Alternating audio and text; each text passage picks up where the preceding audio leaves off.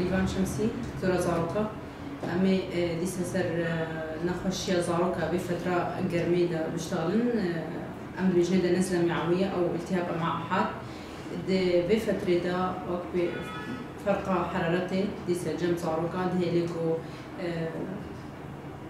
وقت بيجي عدوى أو التهاب تروفيوا دا تشيبه ام بيجني دا التهاب أمعاء سببين طبعا دائما يان فيروسا يان جرثومية بس غالبا طبعا فيروسات. أعراضي بشكل عام زاروك ورشان لنا إسهالة حرارتها حموجي وقت ضمن أعراض سبك بن مقبولة درجة المال قديب سواء لا قديب خفض حرارة قديب بس بوجها مرحلة كي إسهال مستمر بو ورشادن مستمر بو حرارة كهاسر تشلي علامات جاء وقت بيجي زوابون خياكر أف جاء بو وقت بيجي ضرورية هاتنا عيادي جم دكتور زاروكا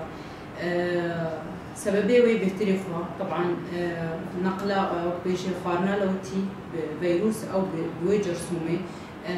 نقلا ويج نخوشة كي جتشي نخوشة كي زاروك خاصة في ششتنا دستا بريا خارني بشتيش حمامي دركبن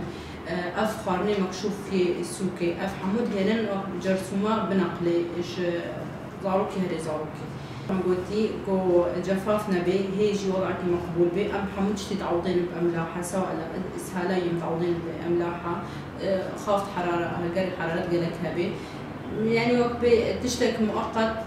حتى بمرحلة درباسكي هالقر هابي مرحلة جفاف هالقر حرارة قالك بلند بي هالقر ورشاندن مستمر بي طبعا نقوري ومعالجة بي بسيروما بي حالات خاصة أنا بس حوجي درماني التهابات بن كصاد حيوي أم بيجينا بس أغلب حالاتها سر أملاحة سر شش ساعات حتى 12 ساعة سيروما وضعي واباش تبي وقت فاقجي إن كان دمالي دبي زاروك بشتيش حمامي دركبي بري خارني بخوي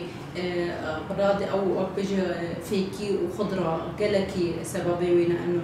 جرثومة جيد نقلي يا أساسي ورنا ششتن يا دوا خارني سوكي وفضل خارني مكشوف تشتي سوكي نونا خارن يعني شي وقت باهتمامي بيمكن إنه تشتي فاقج بناقين و